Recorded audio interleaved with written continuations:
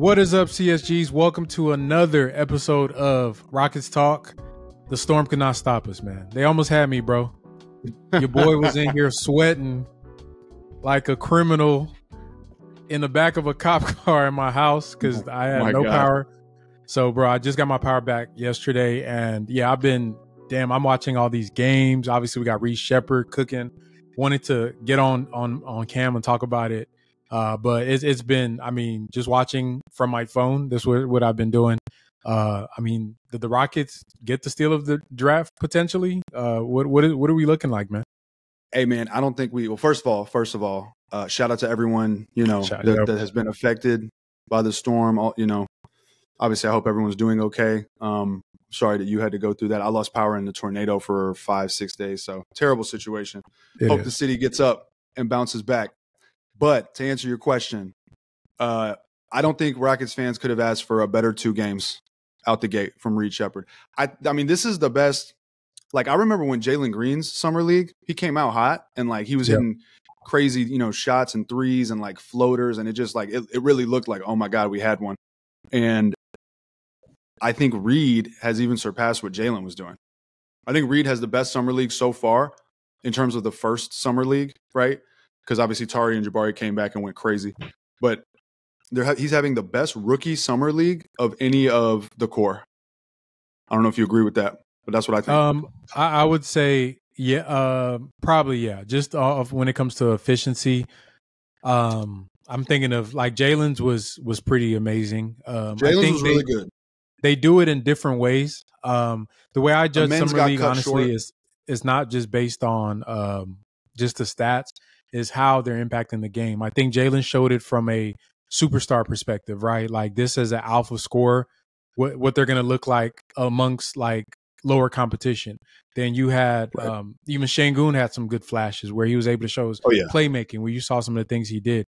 Jabari, not so much, right? Jabari struggled in the summer league, but Amen Thompson, he showed you as a big dominant guard. Like I'm just bigger, faster, stronger than everybody. And Reed, and the way he's showing it, and to me, where he has a case to be the most impressive is that his game is so polished, and his approach is so professional that it is just like you're watching a 10-year vet just hoop. And to me, why I like that is because you can do that pretty much any day of the week. That's a game that travels where I don't see as with Jalen's. Obviously, he flashed that. Then we got in the season, saw what happened. Man, there were some issues with his ball handling. Reed is going to have problems, and we're going to talk about that. But yeah, I really think the way he showed out in the summer league is a very professional, scalable way of playing because he didn't really do nothing out of character from what we saw in college. What's craziest about his summer league, to basically expand on your point, is that there is no learning curve. Like his game doesn't have a learning curve. What his game has is it's the question mark of, is the size going to be an issue on a game-to-game basis when we're talking 82 games against NBA teams, not summer league. That's the question mark for me. Everything else, though, IQ there, skill there, athleticism, very good. Ability to, his feel. We when we talk about prospects, people get so caught up on like measurables and all these other things, and as they should. I'm not saying they shouldn't, but we do not have a way to quantify feel, right? And some of the most special, I would say the most special players of all time generally have like just an amazing and innate feel for the game of basketball, right?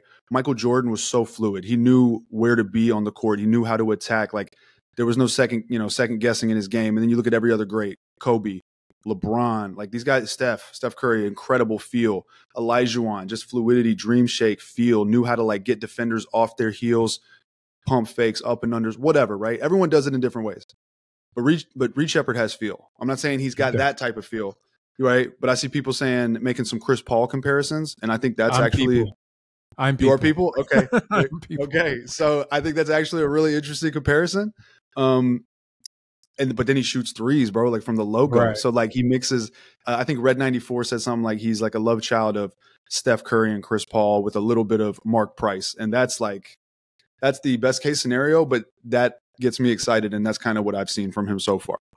Yeah, I mean, I don't see Steph Curry. I think the shooting, like The Steph shooting, Curry, the yeah, distance, like hitting the three from yeah, the the logo. distance shooting. Like if someone goes Steph, under a screen and he pulls right? from the logo, you know what I mean? That's Steph Curry, Dames, Trey Young on a good night.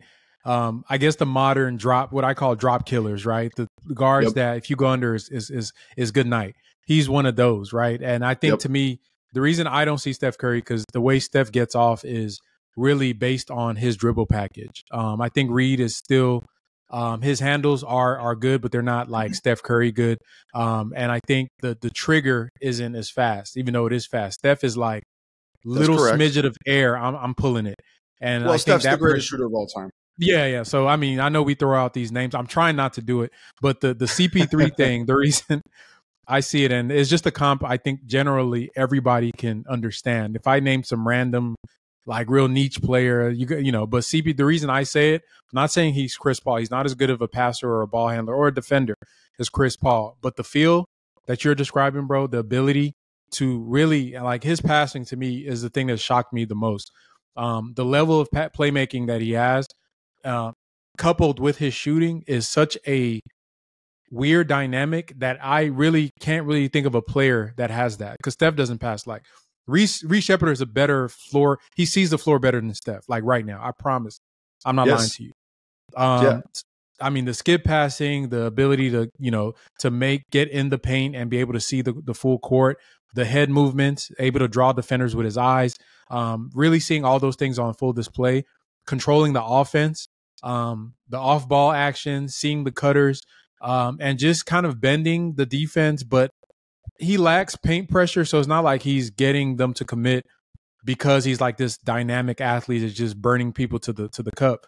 It's just that he takes angles, and then once you make your mistake, whether it's a guy that's going to stun on him, somebody's going to try to come help, it's like it goes always. It's like Peyton Manning, bro. He's going to punish you for whatever you do. If you help, the ball's going out. He's like a computer when it comes to passing. It's a gift and a curse for him because selfishly, I wish he was a little bit more aggressive to get his own shot. But the kid makes the right play every single time. And bro, it's for him to be as young as he is doing this in summer league. That shows a level of maturity and IQ that I know his dad and was a hooper. Like he is one of those like he's a baller, bro. And yes, I mean, if y'all know what I'm talking about, like Devin Booker, dad played overseas, went to train with him in the summers in Italy and stuff. Baller, Kobe, dad plays overseas, like that type of Steph Curry DNA. Yeah, it's there. yeah. I mean, look, I completely agree with you, and like that feel, like you can tell. We've seen Jalen Green snake pick and rolls, right? And like he never quite has that feel. Sometimes he'll get a defender on his back hip, and then he'll use that and drive forward and kind of seal them off. Like he can do some things. But his feel so far throughout his career, at least, has been a little bit off when he snakes and gets to that middle. Reed Sheppard through 2 games so far. And by the way, someone who was excellent at snaking the pick and roll and then killing that next level of defense, whether it was with the mid-range shot or getting to the third level and then kicking or whatever, or dumping it off or throwing an alley-oop. Chris Paul, right? Chris Paul would he would get to that middle. He gets you rocking side to side, and he would do that like, he has that super fadeaway, like leaned back, and he kind of puts the ball to his side sometimes when he does that to get the arc over taller defenders.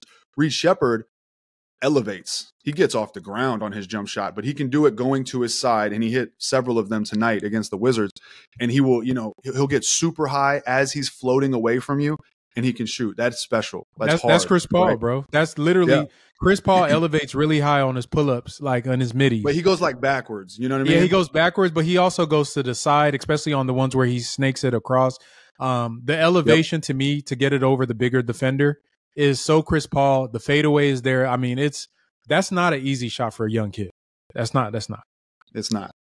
If Jalen Green had that, Jalen Green would be a superstar, right? Yeah. Like Kobe had that. Like Mike had that. Like KD has that. That is not the guys that have that for real. Someone that has it in flashes is Chris Middleton. Chris Middleton has that in flashes, but like that's why sometimes he goes crazy, but he doesn't have it like that, which is why he's Chris Middleton. But yeah, that having that in the package of things that you do, I mean, and he can hit from three. His paint pressure is weak, but he is crafty. He has some floaters. Yeah. He knows how to take, like you said, he takes advantage of angles. He's very smart with the rock. Like the IQ that we love and that we've seen from Sengun, I think Reed's is higher IQ. And that's not a knock on Sengun, but like Reed has point guard, basketball, floor general IQ. You know what I mean? Like elite. That's different. That's a different because the vision of a ball handler, because you have the ball. Like Sengun, even though he has the ball, he's doing it out the post a lot. If Sengun tries to break down a defender, he might get ripped. He's, obviously we know Sengun's special. Sengun needs you to cut. Sengun needs his players to cut. Reed can just rock it and sway the defense on his own. Right. And I mean, just everything you've just said, I think him living in that mid-range for a player of his size, it's such an important thing. And that's his version of a Harden step back, right? And what I mean by that, when you have what makes a great player is their ability to get a shot that you can't stop. The reason James Harden is so unstoppable with the step back, like you try to time it up, he can go sideways and go back. He creates so much space off of it. Jordan had the fadeaway. Kobe had the fadeaway. LeBron has, he's just big and can barrel you, get to the cup at will. There's Dirk had the one-legged kick. KD has his pull-up. Kevin Garnett has a put. Like every great player, Hakeem with the dream. Everybody, Skyhook. Every great player, even Luka with his step backs and his ability to play in the. You got to have a shot that in the playoffs that you can get to that is irrelevant of what the defense does. I seen him hit one of them hoes over Sar, outstretched arms, a 7-footer, athletic, jumping full stride. That's special at his size. That's crazy. That is a playoff shot. That's a last minute. We need a bucket, bro. Okay, give the ball to him. And the defense can't stop it because he's a shooter. So if you're going to play him up on the screen, he's going to get that shot every single time he wants. We saw this with Chris Paul putting teams away in the playoffs when him and James Harden were playing together on the Rockets. So yes, that is something that he really, really, really thrives in. Now, I do want to, there is something that to me that he does need to work on. Now, all the praise. I think his defense is good. I don't like my defenders to be always like behind trying to make plays because against better ball handlers and better players in the league, those are going to be blow-bys and those are going to be fouls, right? Because a lot of the steals he gets are from him reaching behind players. And the way I view that is a form of compensation for his lack of on-ball mobility because he gets blown by a lot. So for him, he needs to work on that. That is definitely that's one thing him and Chris Paul do not have in common. And he's more like Steph Curry is that Chris Paul is 9-time all defense. Trae Young. More like Trae Young. Yeah. There you go. So when Stone said that they're going to have to put length around him, that is going to be the case. I noticed the Rockets are also putting him on the weak side corner to hide him from the action, which is something that they're going to have to do. So that's going to be some interesting chess matches with teams. I think teams are going to try to hunt him. But just like with Sengun, does what he does in totality outweigh his deficiencies? And I think for any of those type of players that have, whether they're small, undersized, when they have that IQ, what does the impact they have on your team's winning ability and making you a better team outweigh what you have to do to supplement for them? And I think that's the question that Reed's going to have to answer when the NBA season starts. I think that'll determine, to me, his ceiling and how high he goes as a player in the NBA. I think that's right. Right. I mean, again, the question is he going to, like, if I had to strip it down into one simple way to kind of sum this up, is he going to be able to make these tough shots consistently against NBA players night in and night out?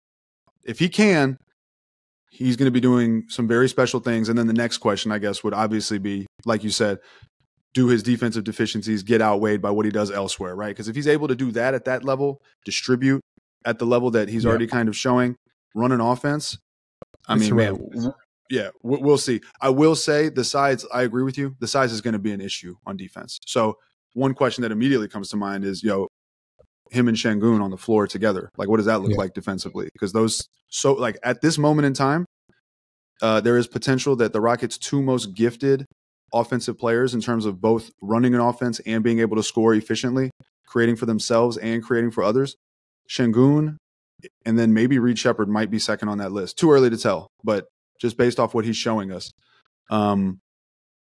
And so then you'd have to wonder how they match together in a defensive lineup. But like, man, he's exciting. Like I'm saying, if he can do this, because look, you can't go under the screen, right? Okay. Right. When he gets to that second level, defenders are gonna jump at that midi, right? So when he gets the hezzy, he's gonna have dudes flying in the air. Can he finish? One thing Chris Paul didn't really have was like if he got the bite, was he really going to finish at like a high level? Usually not, right? Yeah. Reed can get higher. He can vertically just get more up than Chris Paul. He can dunk like with regularity. Chris Paul can dunk, but rare for him to dunk in a game. So but young Chris Paul was a pretty good athlete. I do want y'all to remember that. Excellent athlete, but he wasn't yamming on people. You know what I mean? Somebody posted him dunking on Dwight Howard. So, well, of course. Okay, look, I'm not saying he couldn't. I'm just saying he didn't really do it. Yeah, that wasn't his thing. Yeah. I don't think Reed is going to be like dunking on people like. Right. But can he get up and finish? Yes, you know what I mean? The vertical is crazy, and I think that helps him out a lot. His athleticism on his offense, because like you said, the pull up, being able to get higher, the jumping on his floaters.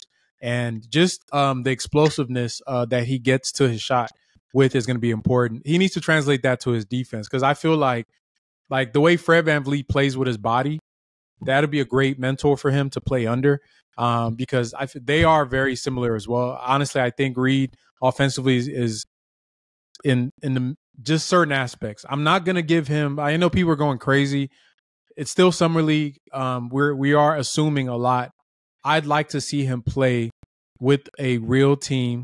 And I think that the way I envision him progressing is that what he does is such an easy, seamless fit into the context of a team that no matter the level of usage he gets, he's going to impact winning in a positive way. And then the mark of a true star is when you increase their usage, does their efficiency and production stay the same? And I'd like to see Ime scale him up to see, okay, we're going to give you more on-ball reps, and let's see what you can do against the NBA players. But I ain't gonna lie, bro. Like it's been really beautiful to watch. I'm trying to like temper myself, because these, we've had 4 classes of rookies. A lot of them look great in summer league, then they crash out when the season starts. We'll see. I'm really curious to see how he looks against a real team. Yeah, and I agree with you. We're vets at this point, right? Like at this point of drafting high lotto talent and then getting excited over summer league, like we've learned we got to be patient. So I agree with you. I'm not, everything I say right now applies right now, subject to change, right? Like, but he does have the feel. The feel's there. It's just a question of, are his other deficiencies going to be outweighed?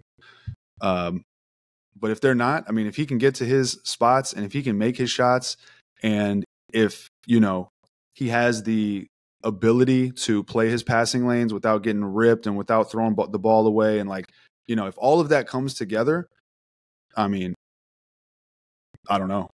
I don't want to say I don't want to say he's a star, but like he could be. You know what I mean? So I mean, if you could handle, shoot, pass, once again, it's going to come down to his role and usage at that level. It's like, are you going to get enough usage? Are you going to force the issue to get that much usage to really get the star reps?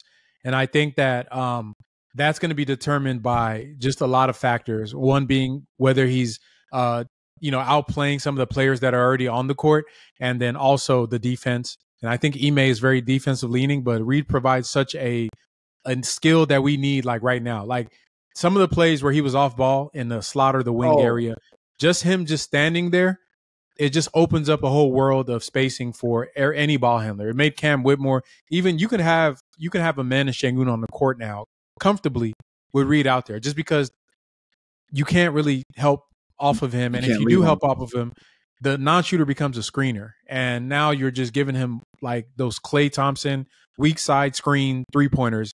It's so much that he adds to the offense that I just don't see a world where if he's not getting on-ball reps, he's going to be on the court just spacing and just being a diversion for the defense. Well, there was one play he ran where they ran a curl for him off the ball from the deep corner. They ran a curl for him, and he went and caught it like right above the free throw, pulled, bucket. And like that, it's like that. So funny enough with the Rip Hamilton jokes, it was some Rip Hamilton type shit. I mean, I swear, bro. It was like, and if you can do that with them. Now, I continue to maintain that I don't know why the Rockets haven't tried to do that with Jabari more often and haven't tried to do that with Jalen more often. Obviously, Jalen's not the shooter that the other two are, but he has the athleticism to just break away and get open. I just think it's a thing that any team can benefit from having that in their offense. Someone that moves off the ball, that knows how to cut, that can get to a spot, catch, and shoot. But like, he can do it, man. And it's natural for him. And they're already implementing it. I don't know if they implemented it or if he called for, I don't know, but it looked like a set play, like a design that they run. And it just unlocks a whole new level of basketball, right? You put that around Sengun and, like you said, and Amen Thompson, I mean, they're going to find him. And if they don't, he's going to draw an extra defender and guys are going to be open. I mean, I could easily see like a play like that where you have, Sheppard in the deep corner, cuts to the middle, extra defender steps up, helping off of like Amen or something, or Tari. Yeah, and then exactly. And then they cut right to the basket, and Sengun was looking for the pop out to Reed, but now Amen or Tari is cutting right down the middle for a dunk. Like, it opens up so much if he's able to hit those shots against NBA defenders at a reliable clip. I think the shooting is, I'm sure the open shooting is going to be real. I mean, think of a horn set with Jabari and Sengun and Reed as the ball handler. Like, it's right now, bro, I'm not going to lie. Ime Udoka's on the clock on his offense. Like, we cannot do that vanilla stuff he was doing last year. There's too much talent on this team for us to just spam pick and roll with Fred VanVleet and Sengun. Like, they need to open up the offense and just let these, because remember, if you take it back, remember that the LeBron and RIP to the LeBron and JJ Redick pod. But when they were asking LeBron about what it takes to get to the championship, and he was saying the most important thing is having enough high IQ players on your team. We have Sengun, yes. We have Amen, and we have now Reed Sheppard as, to me, for the young core, 3 of the highest IQ players that see the game in totality.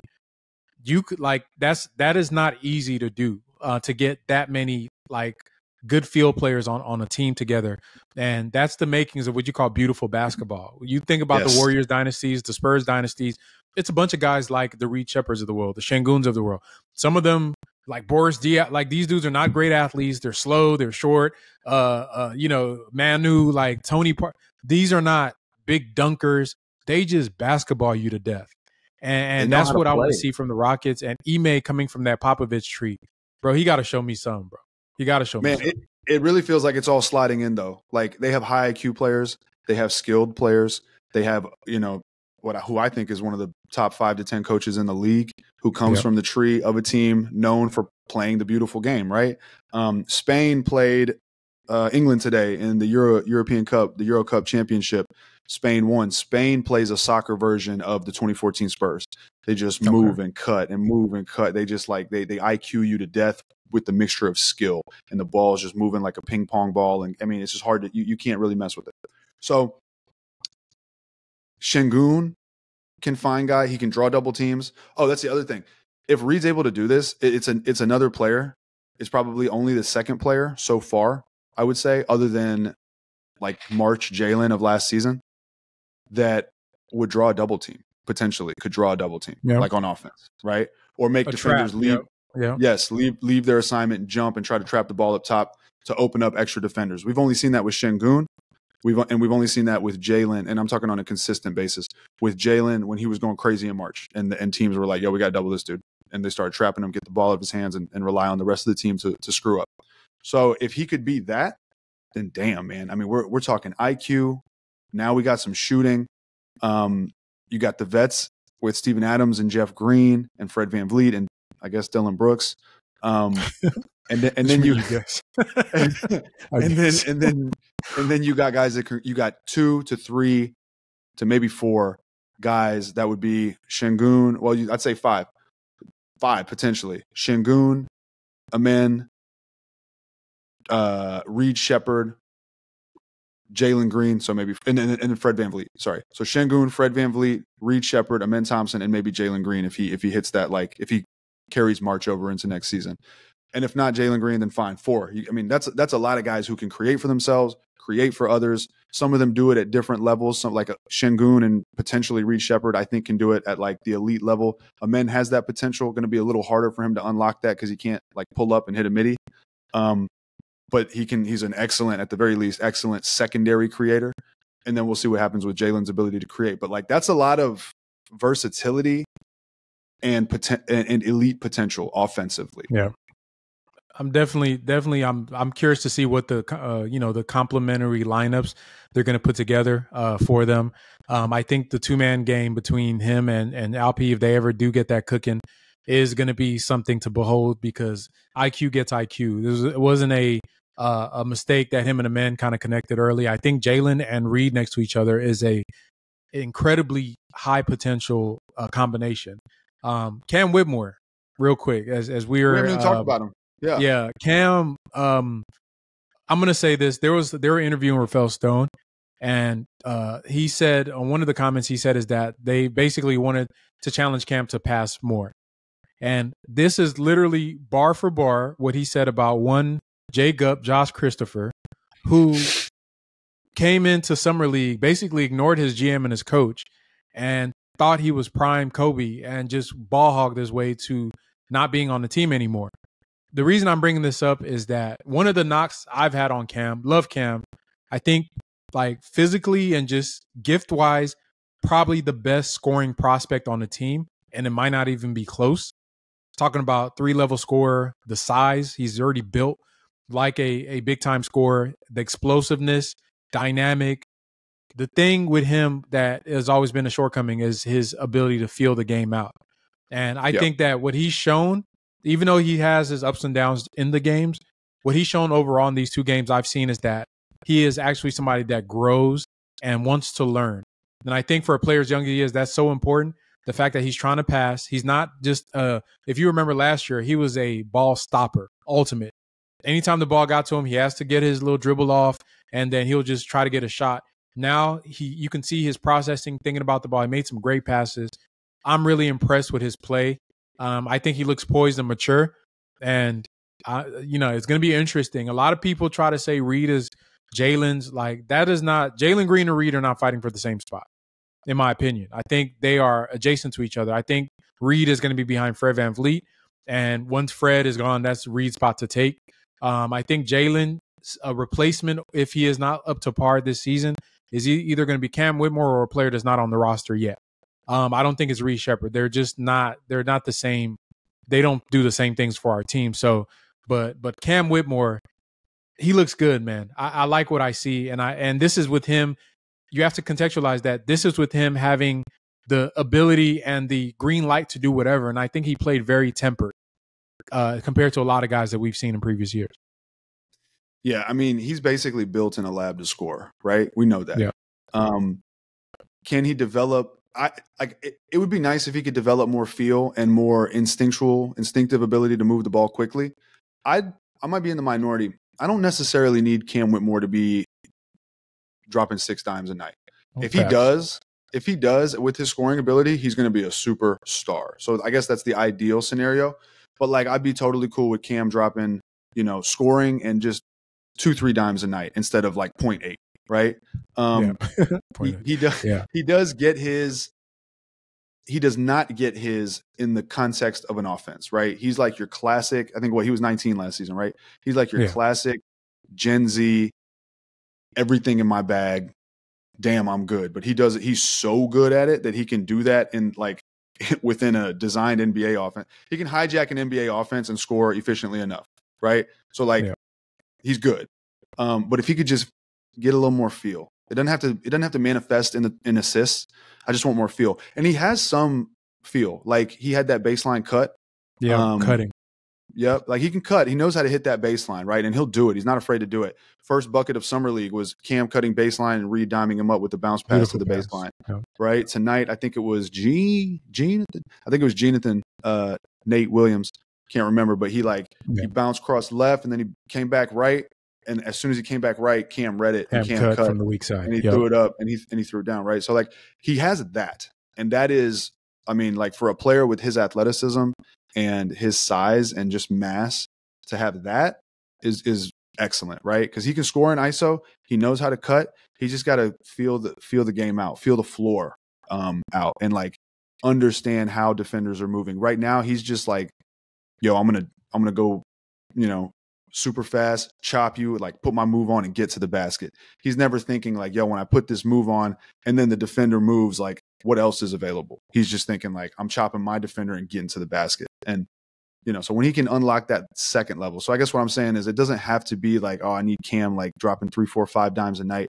I just need him to understand how to manipulate defenses instead of just burning them, basically. But and I think that's definitely his biggest leap will be that just seeing the court. I think, like you said, he gets a bit tunnel vision on what he wants to do. To me, the differentiator between him and Jalen, that's why I don't think that, like even last year, people were saying if Jalen was so bad at the early part of the year that, Cam would have started and just been better. But you have to factor in the responsibility that Jalen has as a primary, right? He does share the load of running the offense, whether he does it great or not, in stretches. Sometimes he's really good, sometimes really bad. It's still a different level of responsibility that people don't factor in when they're making judgments between players. I'd like to see Cam get some of that, but I don't think he's there yet. But I like the progression I've seen. I think last year he got really good, then he kind of crashed out a little bit, went back to his old habits, and then got good and it's kind of evened out. Love what I'm seeing right now. Once again, competition in the training camp coming in. I want to see these guys push each other, right? If I'm Cam Whitmore, is Jalen Green's contract year? Hey, bro, love you, man, but I'm trying to get that bread, right? I'm trying to not let you get signed so that money could be mine in 2 years or whatever, because that's how I look at these things. And we're at the point, in my opinion, in the rebuild, I don't give a damn about no rankings of the prospects, none of that. Like, we're at the point where these dudes got to win, bro. Is win or go home. So all that, like, oh, this player's, I'm not even doing no prospect rankings no more. We just need hoopers. We need guys that can play basketball, and can you help this team win? And if you're looking at it from that angle, it really changes the dynamic of the team. The rookie stuff is over. All that, like, we're going to draft. The Rockets are done, like, in the near future. They're not drafting really any more high picks unless, like, some God's grace that we get a top 3 pick again. It's over. Now it's time to prove. And I think that these guys they're going to have to show it this year. And I'm really excited about that. Man, me too. Look, Cam Whitmore can help winning. At the very least, he has the 6-man role on lock, right? And the guys, does he? They got a Reed Sheppard, Alperen Thompson. Well, 6-man scoring, like the guy that comes off the bench scoring, not necessarily most minutes, but like he's the scorer off the bench, is what I'm saying, right? And I think playing with a guy like Reed Sheppard is going to be good for him. The high IQ, continuing to get high IQ players on the roster. Fred's IQ is high. He can't execute certain things, but Fred's a very high IQ basketball player. You got to think about it. The players that are going to be touching the ball the most have the highest IQ on the team. Alperen Sengun, Fred VanVleet. If Reed Sheppard, assuming, he earns it from Ime, and he's going to be, to your point, he's not going to be battling with Jalen Green. He's going to be battling with Aaron Holiday, I think. Yeah. You're right.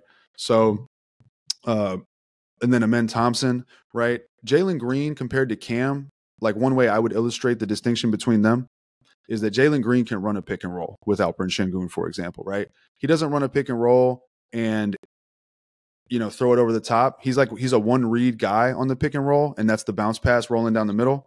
But if he has a big who can make that cut and has the hands to catch that bounce pass, Jalen Green can play.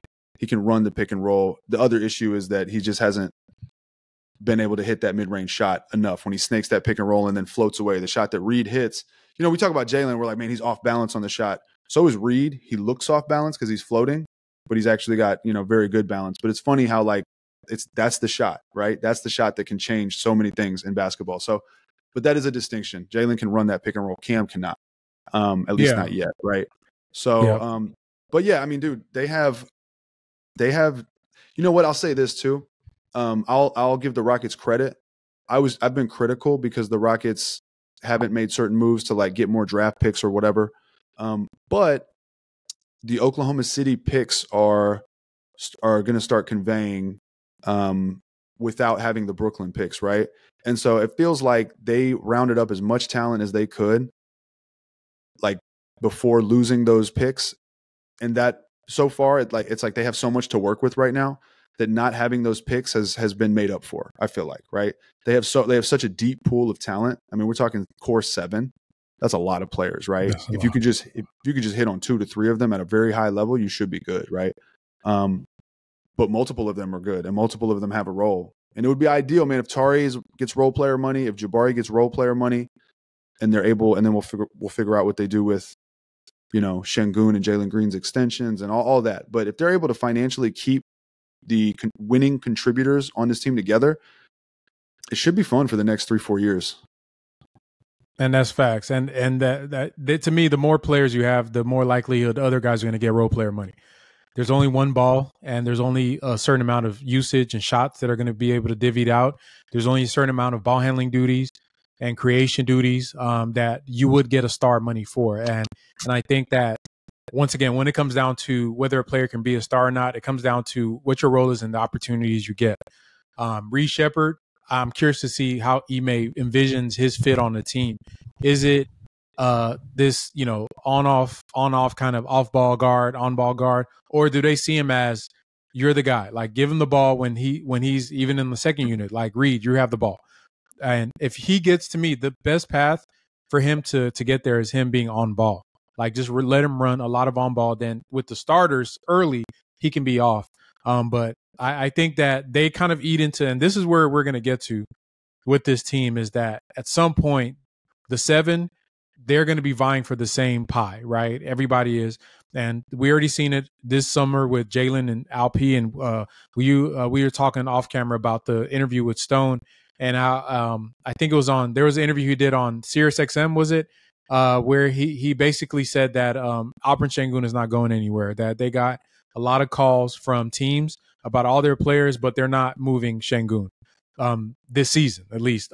So I think all the reporting is probably accurate. A lot of teams are interested in Sengun. You heard, I forgot the guy's name that just left ESPN that was calling the game. He had a little monologue about Sengun being closest. Tim Legler, legs to Jokic, his feel for the game, blah, blah, blah. You hear all the things. Once again, like, people can say what they want. They can talk about him negatively or whatever. What he's doing is not normal. 21, 9-5 for a 21-year-old, a big, whatever his deficiencies are. It's the same thing with Reed Sheppard. Is what he's doing worth you supplementing his weaknesses? And that's what the Rockets are going to try to answer, and they're going to try to see. But going into this year, him and Jalen are playing for their future, their financial future. Personally, I think Sengun has already earned, like, the market. He's going to get paid regardless. Yeah. He already earned his money. We saw, and we didn't get to talk about this, we saw Franz Wagner get a max contract, a rookie scale max contract, which is a crazy overpay. Love Franz. To me, that is not a guy that you're going to pay that money to. Sengun has been a much better player than he has. Obviously, I think Cade is a no-brainer for Detroit's context. They're a bad team. He's like their one bright light. They got to pay him out. Scotty Barnes, no-brainer, rookie of the year, primary creator for a team. So you give him that money. But the Franz Wagner is just like in housing. They've set the market. Yeah. Right? It doesn't matter whether the house is bad, good, it's ugly. They've set the market. And once you set a market in the housing market, everybody else follows suit. The market has said that Franz Wagner deserves the max. So Jalen and Sengun have really a good case to say, yeah, I do too. So as far as them getting, so it really comes down to, bro, are the Rockets paying them or somebody else paying them? Because I think they're both going to get the bag, in my opinion, just me. Yeah, I mean, I get the sense. This is just my opinion. But I mean, think about it, right? So Sengun, if you extend Sengun, if you give him the max extension, it's going to be the number annually that you pay him on average per year is going to be significantly higher than the number for his cap hold. For I believe it's the summer after next season, right? Because if they don't have the 2025 summer, right? So Sengun's salary on the 2025 books is going to be something like whatever it is, right? The cap hold for him, probably. Yeah, it'd be like the cap hold for him at being drafted 16th because of the middle first round pick teens or something like that. Yeah, I think it's like 16-17 million a year, something like that. But if he gets the extension number, it's going to be like 40 something, right? And so from the Rockets' perspective, if they don't max Sengun this summer, They save some money. They potentially open up, I don't know how much cap space, but they potentially open up more cap space to be able to sign, a bigger player next summer, which is exactly what the Philadelphia 76ers did with Tyrese Maxey. They sent him Tyrese Maxey prior to his contract year earned that money, just like Sengun, right? And so the Sixers, instead of paying him, they had like a wink, wink deal. You'll be a restricted free agent. We'll give you that max when the time comes. But we just want to, work with some extra cap space. And they did. And that's how they signed Paul George. So that makes sense. I'm not tripping about that one. Whether or not that Sengun gets paid as a Rocket, we'll see. I think that's going to depend on how this season goes. And I think the Rockets are using this season to like make these final evaluations about what they're going to do with these guys. But Jalen Green's cap hold, I think, would be some like 37 million, something like that. In the 30s. Right, which is close to the number that his extension would probably be if they negotiated it with them, if they were willing to give that to him. So what makes sense to me is that they're like, hey, number one, we're not necessarily committed. And number two, if we are committed, it's not at the number that Jalen Green's asking for.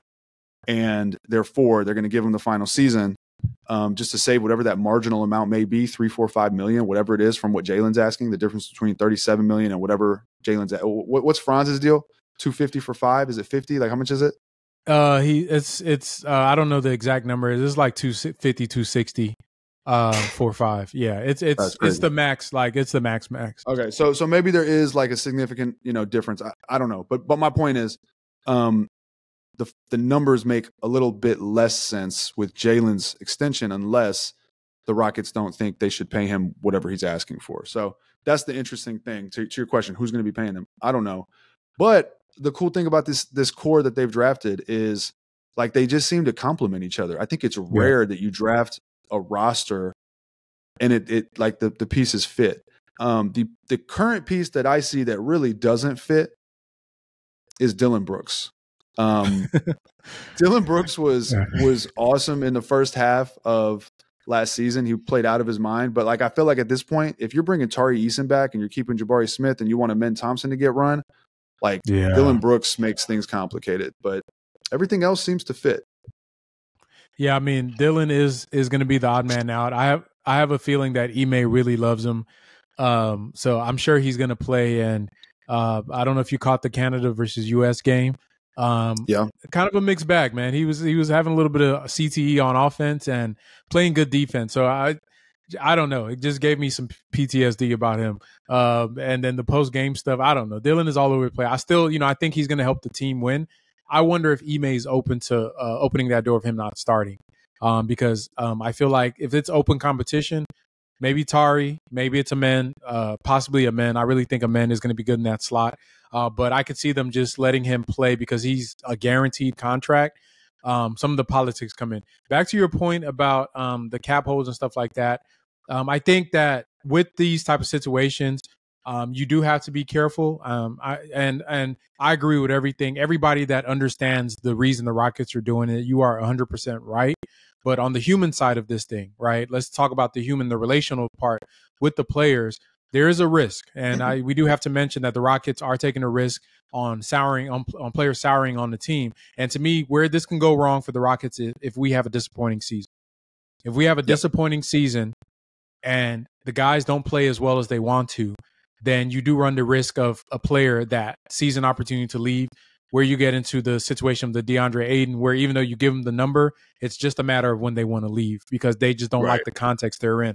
So it's not just like, point. Oh, yeah, we're going to just give them this number and there's a cap hold. You still have to have relationships with agents, with players. So those things come into a factor. And I think for the Rockets, a perfect storm would be a great season. You make the playoffs. Guys want to be here. They love it, just like Maxey wants to be in Philly. He's part of a championship run team. I think that's a big factor for him to take the wink deal.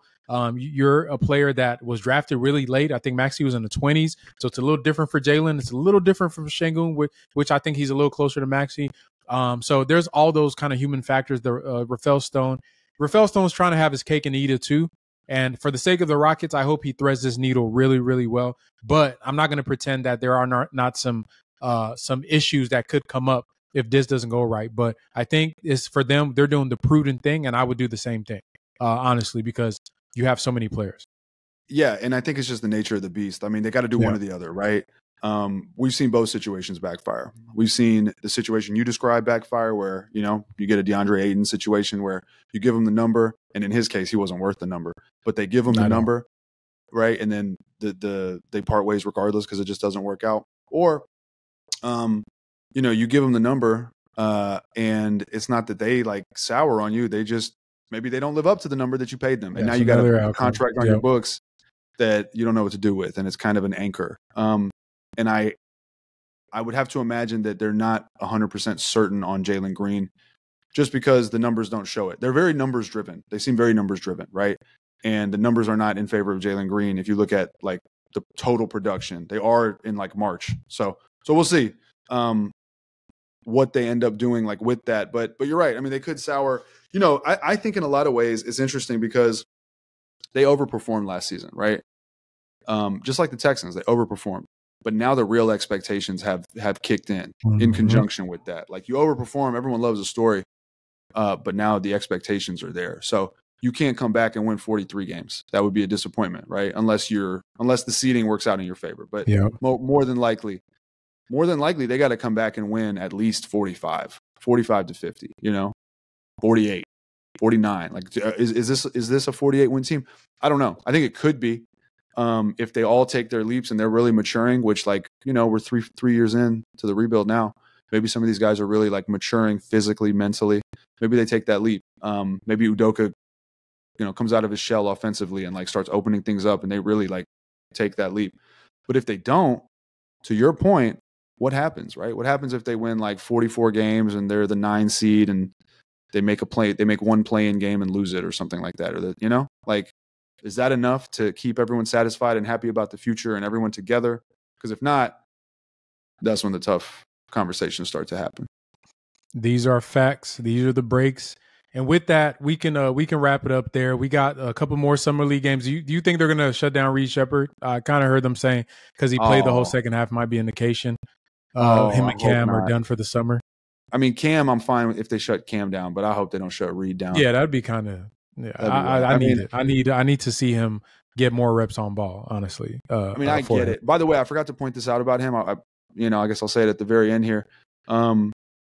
He had 6 stocks in the first game. I think he had 5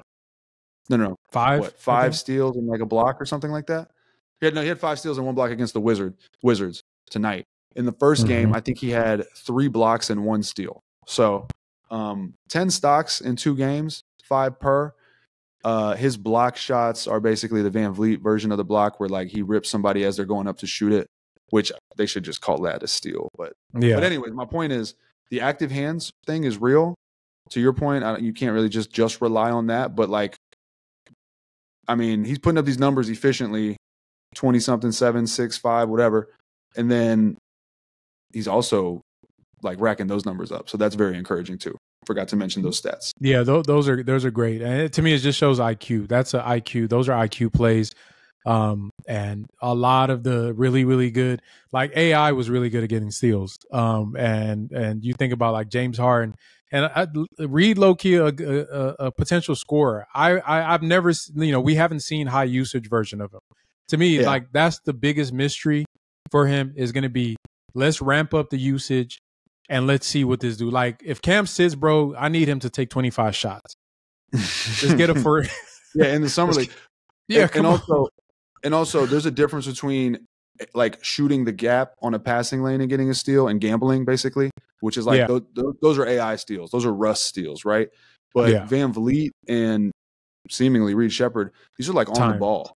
You know what I mean? A lot of timing. Like, good at that's a skill. That's a skill set. Definitely a skill set. Yeah, like that definitely can lead to like a shutdown possession versus like, oh, this dude, like, because we don't have a stat that measures how many times you gamble and get a steal versus how many times you gamble and fail, and then it results in your team getting penalized by that. So so he's doing this on the ball, and then sometimes it'll be a blow by and he like pokes it from behind. Pause. But yeah, just wanted to point that out. I mean, 22, 7, and like 6, I think, on what? Like 9 of 15, 8 of 10 from 2, 1 of 5 from 3. Very efficient. 5 steals, 1 block. Like, that's crazy. Can't wait, man. Can't wait. So with that, man, appreciate y'all for hanging in with us. Like Roosh said, shout out to the whole city, man. We back up. We outside again. Hopefully no more hurricanes come, bro, because I can't do it, bro. I ain't gonna lie, man. It's gonna be Lakers talk. I'm going back to Cali with you, bro. We're gonna have to move cities if we keep getting hurricanes. It's gonna be Knicks talk. I cannot do this. Hey, it didn't used Texas, to go we gotta like, get it together. We didn't used to lose power like this for days on end. Like that wasn't the case. Like it, that's more of a new. Man, don't get me started. This is going to go real left. But appreciate you, man. If you're new to the channel, make sure you hit the subscribe button. If you like this video, hit the like button. Keep rocking with the Chop Shop, and we're going to keep dropping that fire. Bang, bang.